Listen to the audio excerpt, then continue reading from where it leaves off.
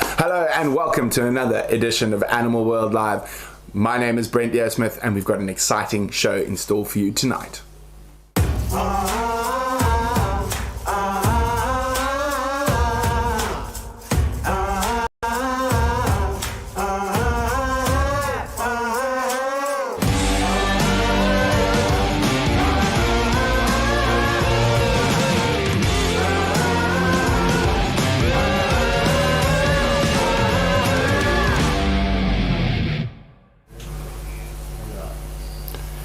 So you can see I'm checking behind me quite carefully at the moment because we might have three unexpected visitors to Animal World Live tonight, and that is the three male lions. We left them very, very close, less than 500 meters from here, at probably about 350 meters, and they've been roaring, so there's a good chance we're actually going to hear them roaring. Hello and welcome. Let's see who we've got with us to hear. Hello Linda, hello Vicky, hello Annie, hello Boo in Arizona, hello Michael, hello Redstone Prime, Bush Baby, Anna, Annie, Marcy, always great to have you, TJS Widget, Kathy in Ohio, Julie Child, Dax97, Betty B, Danielle Brightburn and Joe Stewart. That's as fast as I could read. I thought that was pretty well done. So as I said, we've got another exciting episode for you tonight, and it's Laura growling at something. She's playing, probably chasing a moth, but we're all a little bit on edge in case those big boys decide to walk. You might notice the badger is much closer this evening, and now we've got a bat. No, there's a kill. I don't know if you're going to be able to get it. There's a big kill happening. Oh no, is that too bright? No, that's just... Oh, he just swallowed it! The Turner's thick-toed gecko in the corner, but to the right. Where? Oh, it's back up there. Yes, sorry, I'm giving Xander a really hard time. Can you even see him from there? Yeah, kinda. There we go. So I just heard the screaming, and that massive gecko there just ate a small gecko. And that small gecko was screaming. So that looks like a massive Turner's thick-toed gecko. And it, licking his chops, it literally just cannibalized a smaller gecko right this very second. Wow. And we were worried about the predators behind us. It's the predators above us we should be worried about. I don't know if you might have actually heard it. It was this, and that was a little gecko being eaten. Poor little chap. Let me put the torch there for ease. So, wow, what a start. Oh, what's happening here? Redstone says, I hope our next visitors are unexpected hyenas. Oh, thank you, Boo in Arizona. Hello, James Johnson. Hello, Ladybird. Tom in beautiful North California. Julie and Bonnie in Niagara Falls. Cat in Colorado. MZ. Yeah, so we just started with a kill. Wasn't that absolutely exciting? I missed someone in there. Oh, TD Kid 1 and Green 400 Magazine. I think I've caught up with everyone saying hello, hello, hello, hello. And as I said, we've got an exciting show planned for you, and we're going to get right into our live cams shortly. But because of the rain we've had some wonderful rain, which is going to be very good for the herbivores going into the dry season. It means that the live cameras haven't been that busy, but of course there are always animals out there. So let's have a look what visited us over the last few days.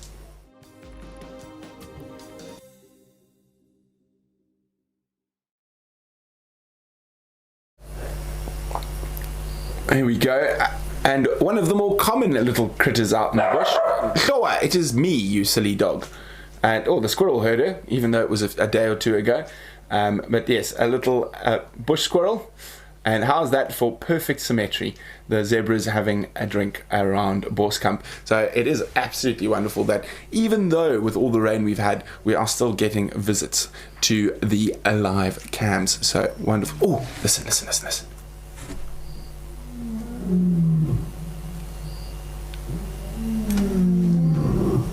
They're closer.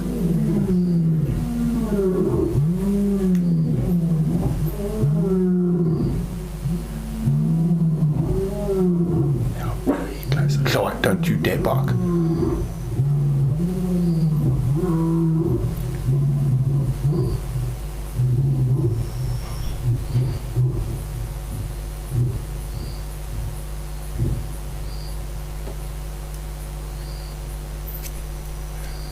So less than 300 meters now. So at least I know exactly where they are after they're roared.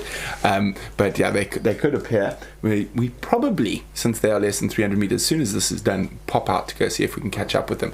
Now, other than that, last night at about 3:30, there was the distinct roar of another big cat close to the house, and that was, and it was a male leopard. And this afternoon, Charles, Casey and myself went tracking, and we managed to find him in the drainage line, actually that the lions have just walked through on their way here, but he was quite skittish and he disappeared. We found him on foot, but we're hoping that we are able to spend some time with that male leopard. He's a big boy as well. Okay, now I know we do have, before I get too sidetracked and everything else, we do have a few more live cam highlights from the week, and we've got some feathered friends who visited Critter Cam. So there we go, the helmeted guinea fowl, quite a strange looking creature. Now, the ugliest teenager of any bird has to be a baby helmeted guinea fowl, and there they come, all the teenage guinea fowls. They're not quite as striking as the adults, and they just look a little bit confused. You can see their feathers aren't quite as beautiful and pristine. They've got sort of down and fluff on them, but they are growing up nice and big, and wow, terrorize Chloe around the house. They make a lot of noise, and she doesn't like, but there we go. Lots and lots of baby guinea fowls to be had at home, and of course they are quite they're quite a favourite food of quite a lot of the animals. Genets and civets will actually hunt them at night, or genets more than civets. Civets will take them if they get lucky. And speaking of civets, we also keep seeming to have the civets visiting Critter Cam, which is great. Now, I think the civet is also trying to possibly not only have a drink, but seeing if there are any frogs that are available to be caught. So that is wonderful that they are coming so regularly to the Critter Cam. And of course, as we move into the dry season, we're going to be seeing more and more amazing sightings like that. Oh, thank you, Vicky. Sherry says, all I hear is traffic and crows from our patio. Yes, we are very fortunate to be here. See, Michael's laughing at me for saying, Chloe, don't you dare bark during the lion roars. So it is quite Janet Impey we have not seen for a while. We had his tracks very close here. He was hunting on the airstrip a couple of nights ago, but during the rain, so unfortunately we missed him there. Michael, do I think it's the same civets? I think there's about 2 or 3 civets that visit Critter Cam quite regularly. They can be quite territorial, so yes, I do think we are seeing the same few individuals regularly on Critter Cam. Linda, yes, they do have absolutely gorgeous patterns. Now, before we go into further depth about what we're chatting about, I think that giant gecko's on the hunt again. He hasn't caught anything just yet. We've got one of your favourite segments, and that is coming up shortly, and that is the catch up with Brian.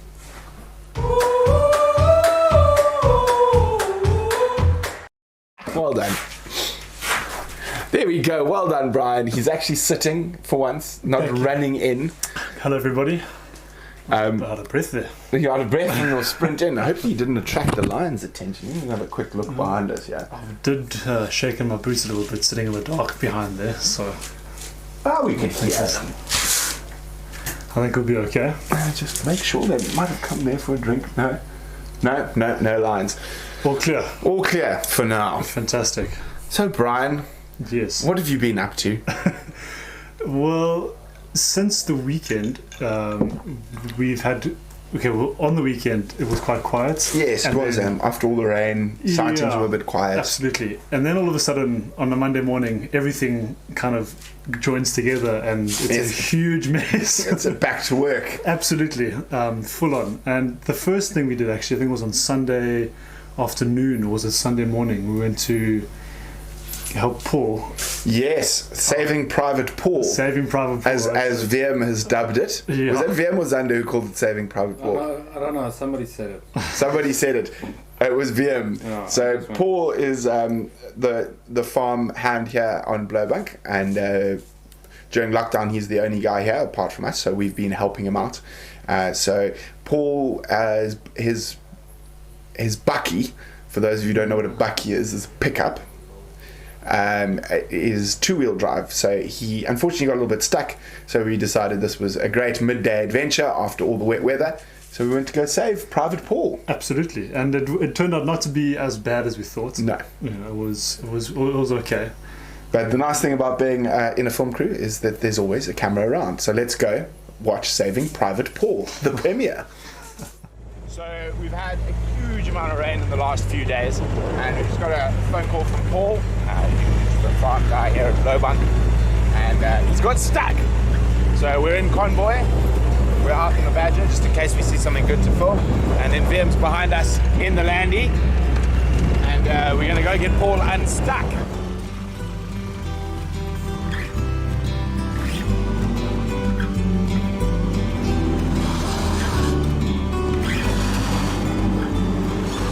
So we just rescued Paul, managed to drive out. It wasn't too badly stuck, so we brought the green machine of Wium's Landy for no reason, and very close to where we got Paul out of that little riverbed. Our three boys are. Hi guys. Looking quite hungry. So we're going to get up a bit later tonight. Could be out on the prowl and on the hunt. From their tracks, which we saw a bit earlier, they actually were very close to the house during the rainstorm last night. Big boys. But it's always great to sit here with lions in the middle of the day. Unplanned lion sighting is always a wonderful thing.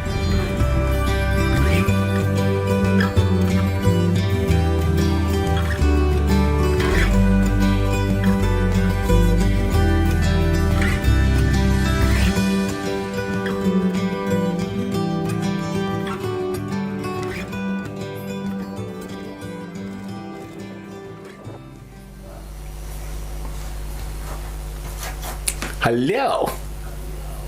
Well, that was very interesting because those male lions seem to pop up out of nowhere every time we go out.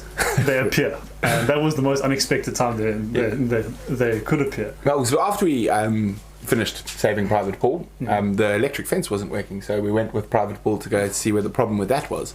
We've actually been doing a fair bit of electric fence fixing. Oh, you missed the first part. That was Wium and I did the electric fence. That was on Saturday or Sunday. It was Saturday, yeah. It was on A day. It was on A day. So they all sort of walked to one. So James Johnson's got a question for you, Brian. And yes, James. What is your best sighting so far? Our best sighting undoubtedly has to be on day 3 with those male lions again, when they were about half a meter away from the car at full roar, and that was probably the first time. That was the first time I actually saw lions, I think. I saw them ages ago, but it was too long ago for me to remember properly. But there hasn't been a sighting like that ever since. It was just after the sun set, and it was just the 4 of us actually. It was Zander. Zander was in the car as well. Zander, who doesn't look lions in the eyes, Zander. Yeah, exactly. I'm showing them respect. It's respect. And I remember so clearly Brent saying to me, "Nobody speak, nobody speak." No, I didn't say so, don't move. Oh, don't move. So you can talk to your heart's content. If you move when they're that close, you might get a boom. But those males roaring at that distance was phenomenal. There was, I will never ever forget that. I'm going to tell my grandchildren that one day. So that's probably the best out of the last 3 months, for sure. Nothing else has come. James, indeed, it was all 3 of those big males. Yeah, all around the car. I was surrounded by this cacophony of reverberating sound. Your bones started to rattle. It was so loud. I see quite a few comments here. Lara Moore says they're content kitties. Michael says the males are starting to look impressive. Redstone Prime, animals love popping up out of nowhere. Lower on cue. Lower! Shut it. Naughty girl. Redstone, the lions that are very close to us now are the 3 males of the Rietsbraak Game Reserve, yes. And how old are they now? 5? Not even. Not even? No, they're still baby boys. Yes. And they're very big. Yeah, they're huge. I'm very wary around them, seeing what they can do. It sounded a bit close. That sounded like a contact call. So for those of you who don't obviously know, male lions make a lot of noise, but they also do contact calls when they are a bit closer to each other, which is something like that's a term up mine, don't worry, it's not a lion, bro. Got me a bit worried here. Should I move? Should I stay still? Always stay still when in doubt, Brian. Always stay still. You do know that by now. If not, I don't have a stick. I've got a torch, which is much better. No. You'll knock me out for that. Well, then you save your life. Because if you run, you're dead. Okay, let's see what else we got here. Lots of comments coming through. Yes, Brightburn. That is a silly question, but no, lions don't care for seasoning, whether it be a Caucasian or not. Very eloquent way to put it. Yes, Tom, the ferocious Jack Russell, is calling. Now, Brian got to spend quite a bit of time with Paul today again. Yes, it was most of today, actually. Most of today. Yeah. And Paul had multiple flat tires. Oh my goodness, those flat tires. Yeah. It's good for you learning how to fix flat tires without dropping them off at the garage and them just coming back fixed. Absolutely. We had the tools to fix it, but they didn't work. It didn't work. So we had to make our own tools. I was quite impressed. Brian actually made, out of an old screwdriver, he actually made a push. I suppose I don't even know a plug tool, basically to push the plugs in for fixing a tubeless tire. Yeah, some of those holes were so big though that the tool just went straight in. So you had to put multiple plugs. Yeah, and there are plugs in the tire now, like loose inside. Well, just be thankful it's not a tube tire. Oh no, because that is a much bigger mission to have to take it off the rim and put it on and whatnot. No. Yes, no. That's why I don't do it anymore, if I can help it. No, it was a good experience getting your hands dirty. Fred here, heading off Bravo. Also just wondering, is anybody still at the cheetah site? Looking for them. Well, no, the female and cubs were seen after dark, but they were left, so they won't hang around with the cheetah after dark because the lions are also in that area.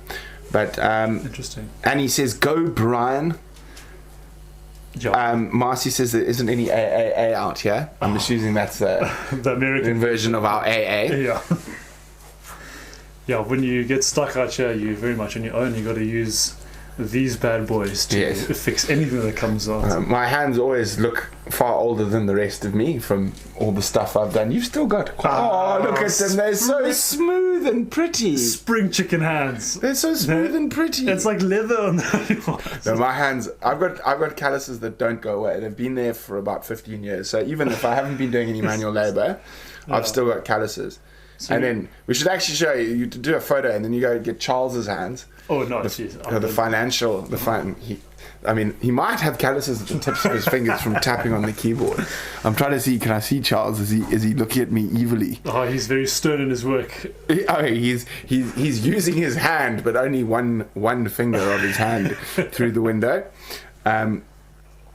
Samantha says Brian sure knows how to fix tires from his cycling days. Yeah, now Samantha's a very good friend of mine. Aha! And she knows how much I love cycling.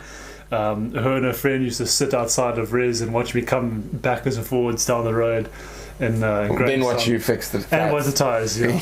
many flats. A bit of a bigger tire to deal with this time. Absolutely. What do you normally just pull the sludge stuff in your cycling just tires? put some glue in there, hood around, and then you're fine. You're good to go. No problem. Cougar Man is wanting to know which is worse, a lion or a lioness. It completely depends on the individual and the situation. So male lions sometimes can be worse on foot or more aggressive, especially if there's a female and estrus around them. Females with young cubs, it all just depends on the situation. And one of the most important things you learn in the bush is you cannot have a blanket rule for all animals. You need to see them, assess their behavior, and then move from there. So there is no blanket rule. All animals you have to have a great amount of respect for, and that's the best way not to get holes in you by either stabbing, eating, or actually becoming lion feces. It's a very good idea not to become lion feces. Yeah, on my to-do list, not to become lion feces. Here we go. Exactly, TD Kid 1. Necessity is the mother of invention.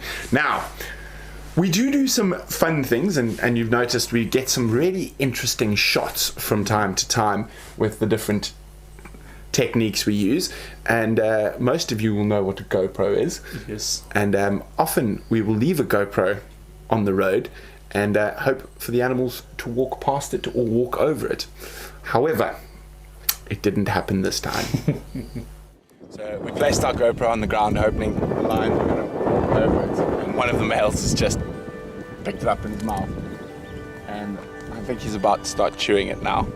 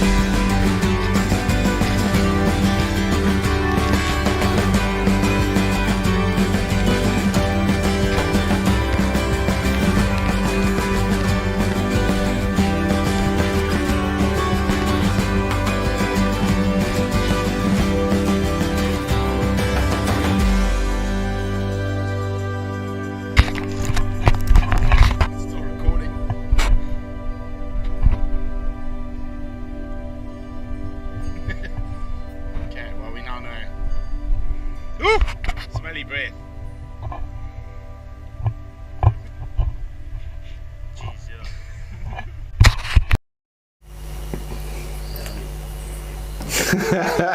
And I think that was a first. That was. I thought. I actually couldn't believe my eyes. I didn't realize that it was possible. But there it is. There it is. None worse for the wear. Well, a few little dings in the outside case, but it's actually quite heavy. And you might have seen he was carrying it like that. He sort of had a outside his mouth. Yeah. He was walking around with it like this for a while. You definitely don't see that every day. No, you don't. And I mean, I think we've probably put the GoPro down 100 times, and that's the first time they've picked it up. Yeah. And normally just walk straight over it. Yeah, I mean, in the last 3 months, I've seen them put the GoPro down quite a bit. And Yeah. It's the first time a lion's actually approached it this year. Yes. Yeah, so we've literally put them right. The lions are walking down the road. We drive up ahead. We jump the GoPro, carry on filming, go back and fetch the GoPro, and they just sort of walk over it. This time, it was very, very funny. Yes. Made lunch of it.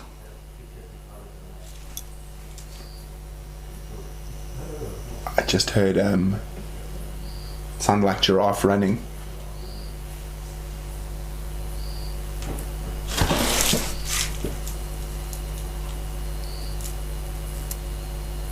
Well, there'd be more commotion if the lions had managed to catch it. Yeah, and that's a sight that I'm still waiting to see. So hopefully we get there quickly, or we see it happen. I think that'll be a very, very interesting and It will, yes.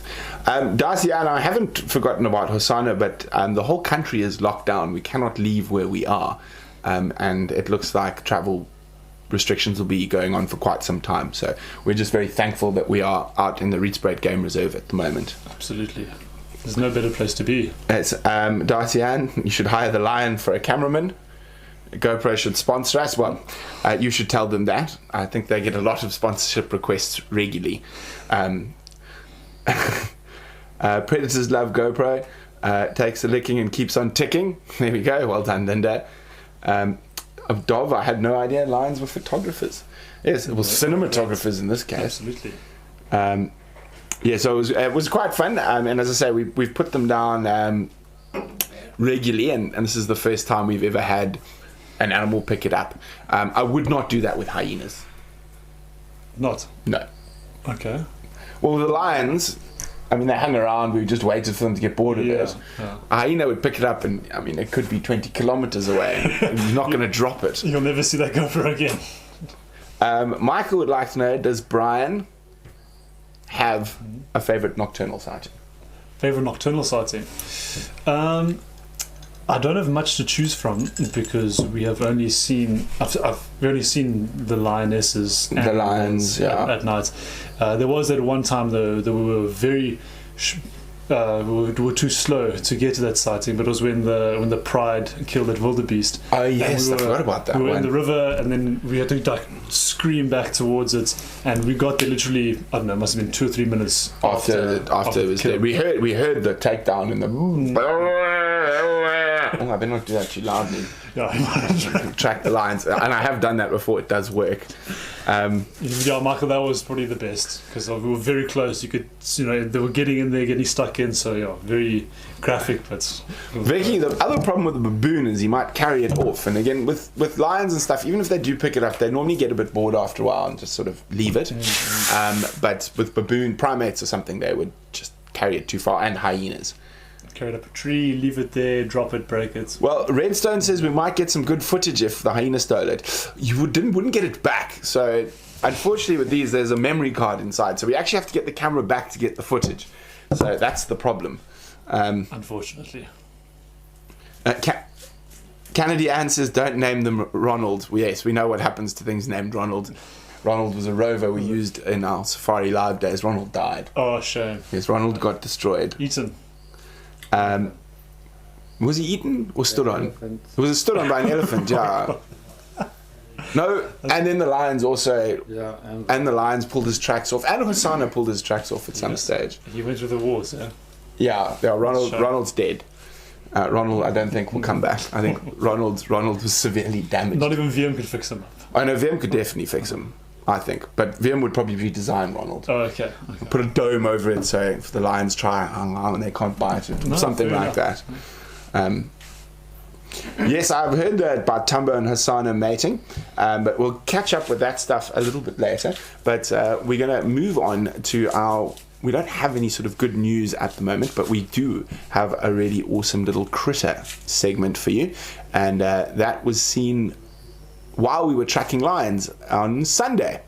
So we're going to go have a look at an arachnid that I don't think many of you have ever seen before.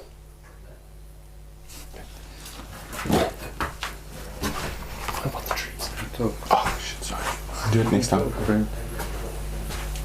You can talk. Oh, I've got to talk. Oh, sorry. I thought this was a non-talking one.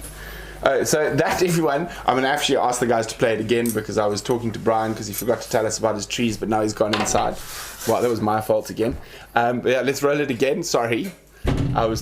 So let's see if anyone can tell me what this is, actually. I gave you a hint. It is an arachnid, and normally associated with the nocturnal species. This is the biggest daytime arachnid of this type that I've ever seen. I'm trying to say it without giving away what it is, but we actually watched it kill a beetle, and you can see him cleaning his mandible there. Aren't those mouthpieces impressive? So arachnid, 8 legs, but it is not a spider, because all true spiders have venom glands, and he doesn't, or she. I'm not sure which it is. There we go. Canadian. Well done, Sinak. Well done, Madash. It is indeed a red Roman. Now, a red Roman, or a solarfuge, or a camel spider, another name for them, are generally the ones that most people see are big and red and nocturnal. And they are very, very sensitive to the sunlight. Now, you do get diurnal red Romans, or solar fuges, but they are much, much rarer, and you can actually see much, much darker coloration. Now, of course, that darker coloration is to make sure that they don't get sunburned. I just am absolutely in awe with VM's camera work on this, because they are incredibly difficult to film. They're incredibly fast. So we watched them scuttling around. We were tracking lions, and VM's like, look, a daytime solar fuge, a big one. And we stopped and got out, and we filmed it. I actually took some photos of it as well. So unbelievable. Sinak, a solar fusion, a sun spider, a same thing. Again, there are many names for this poor creature. The correct name is a solar fuge. Yeah, Firebird, those pinchers are actually its mandibles. So they don't have any venom glands like true spiders. All spiders, true spiders to a degree, rely on some sort of venom, whether it be for digestion or immobilizing their prey, whereas the solar fuses rely on their speed and that large mandible to take down their prey. I agree. Very, very pretty. And Linda, and that one wouldn't. Oh.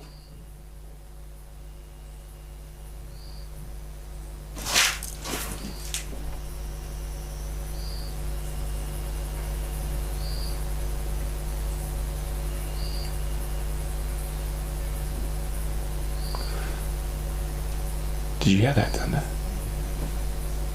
Sorry, guys, 1 second. I just want to listen carefully.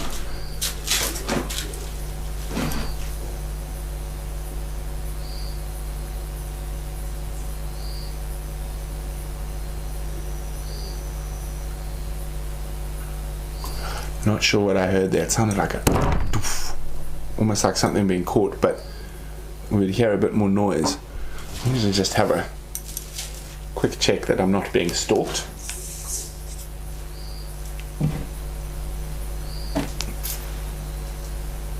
And these boys move quickly. Okay, I'm not being stalked by a lion, so let's carry on. So very, very cool to actually see a solar fuge or a sun spider. And particularly the daytime varieties. As I said, they're quite rare. Normally the ones you see are sort of this big. This guy was about that big. So really, really cool. Now, the last week we showed a massive fly species, and we have still not been able to identify that fly species, but don't worry, we're still working on it. We've sent it far and wide and hoping that we are able to identify it. So none of the sort of fundies or experts that I know have ever seen this fly species before, so which is very exciting for me. So I'm hoping that we are able to identify that fly, and as soon as we do identify that fly, I will most definitely let everyone know.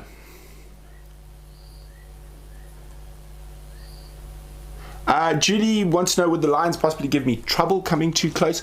Probably not. I would normally probably hear them before they got too close to us, and we are sort of on the patio. We've got a vehicle here. We can just walk inside, so no, they shouldn't give us too many problems. It'd be quite nice, I think, exciting if they did appear. There we go. KB7 says you get solar fuses in the desert in Idaho as well. That's cool.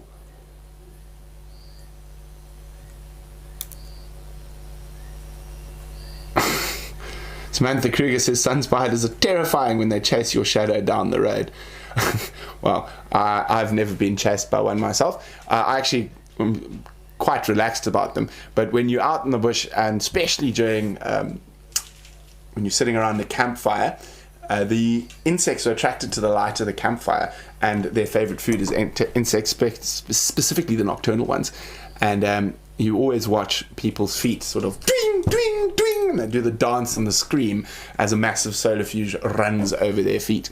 Now, we're going to do a little question session, so if anyone's got any specific questions, now is your time to ask. And Michael, I don't think it's a new species of fly, but it might be a new species of fly for the area. Canadian, could they jump the fence? What, the spiders or the lions? No, I'm joking. No, if you're talking about the lions, they can't jump the fence. The fence is also electrified, so it's unlikely that they are going to jump the fence. Okay, let's have a wait while we wait for your questions. So we've been actually quite busy over the last few days, and it's nice that the rain has stopped. We've been able to spend a bit more time out in the field, and on Sunday we tracked and found the Rietsbraid Pride. They were very fat after just eating a wildebeest and didn't do much, and they were lying in a very thick area, so we didn't hang around with them too much.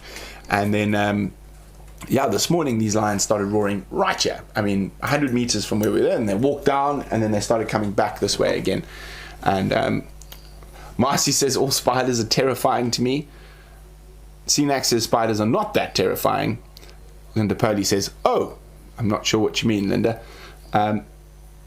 TD Kid one, I caught an enormous black widow once. She was quite beautiful. They are the black widows, or the button spider family, are very beautiful. They're actually quite common here, both brown and black widows, with that beautiful little hourglass on their bottoms. Firebird, solar fuchsias will be more closely related to spiders than scorpions, but they are not true spiders. Dov, is episode 9 of Tale of Two Mothers out? Not yet, but we've got a little teaser for you at the end of the show, so you're going to have to hang around to watch that. Now that is a very good question from KB7. Do other species of hyenas have the same style sex organs as the spotted? I'm going to have to answer you next week. I think they do, but I haven't read up on brown hyenas for quite some time. So actually, I'm going to have to get back to you on that one. You've got me. Well done. So let me just write a reminder in right here. Brown hyena and striped hyena. It would be quite interesting. They might, but of course their social structures are so different. It's one of the only times you can type something like sexual organs and not be dirty when you're referring to wild animals. Sinak, yes, we do get stalk-eyed flies here, quite common. Not so much towards the late summer now, but early in the summer we do see them.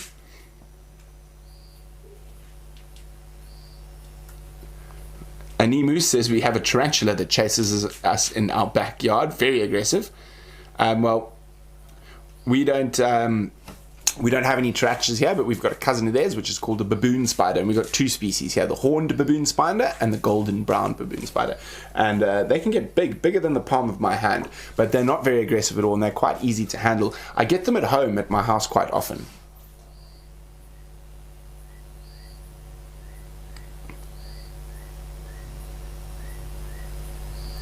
Okay.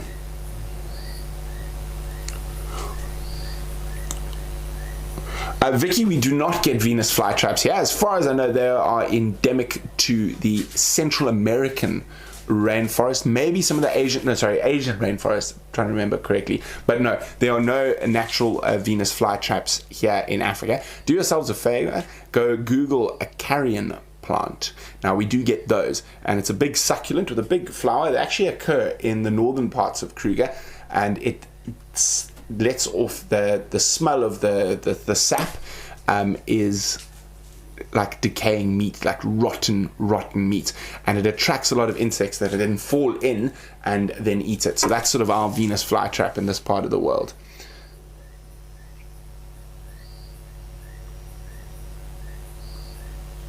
There we go. Thank you, Redstone Prime. Only spotted hyenas have the unique genitalia. Others are just like other mammals. So that would probably make more sense because of the complex social hierarchy in the spotted hyenas compared to that of browns and striped hyenas. Wolf spiders, yes, you actually get quite a lot of wolf spiders around here, and they're various and different sizes. Rain spiders are also another big species of spider we get that can be the size of a hand. Boo, I have not seen Tundi's new cubs far away from there at the moment, but I did see some pictures of them from James and the video of James seeing them for the first time. Very, very exciting. I'm hoping as we develop here on the Rietspraat, we're going to be able to find our own little leopard cubs, and also in that new special secret place I can't tell you about, that after lockdown we are going to be taking you on an adventure to. You're going to have to keep watching to find out. But guys, it's been great, and we're going to go try find these lions because I think they're on the hunt. So we're going to go see if we can go try film them. And before we say goodbye, I've got some thank yous to do. So a big thank you to LED Lenser again for all this amazing lighting that's all around us, and the torches that are stopping the lions from eating me, which is quite useful. One last scan.